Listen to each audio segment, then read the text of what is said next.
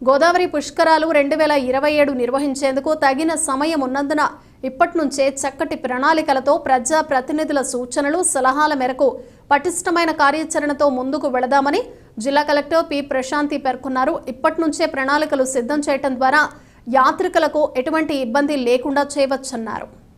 స్థానిక జిల్లా collector camp కార్యాలయ సమావేశ మందిరంలో శాసనసభ్యులు గోరంట్ల బుచ్చయ్య చౌదరి, ఆదిరెడ్డి శ్రీనివాస్, ఎస్పీ డి నరసింహ కిషోర్, నగరపాలక సంస్థ మున్సిపల్ కమిషనర్ కేతన్ గర్గ్లతో వివిధ అంశాలపై చర్చించడం జరిగింది. కలెక్టర్ ప్రశాంతి మాట్లాడుతూ గతంలో జరిగిన పుష్కరాలను దృష్టిలో పెట్టుకుని 2027లో నిర్వహిస్తున్న గోదావరి పుష్కరాల్లో పుణ్యస్నానాలు ఆచరించేందుకు వచ్చే యాత్రికులను, పర్యాటకులను దృష్టిలో పెట్టుకుని ఇప్పటి నుంచే ప్రణాళికలు సిద్ధం చేసుకుని వాటిని అమలుకు చర్యలు తీసుకుంటామన్నారు. ఎమ్మెల్యే గోరంట్ల ఆదిరెడ్డి మాట్లాడుతూ గోదావరి పుష్కరాలు దృష్టిలో ఉంచుకొని రహదారుల అభివృద్ధి, డ్రైనేజీ వ్యవస్థ సమస్యలను పరిష్కారం దిశగా అడుగులు వేయటం ముఖ్యమన్నారు.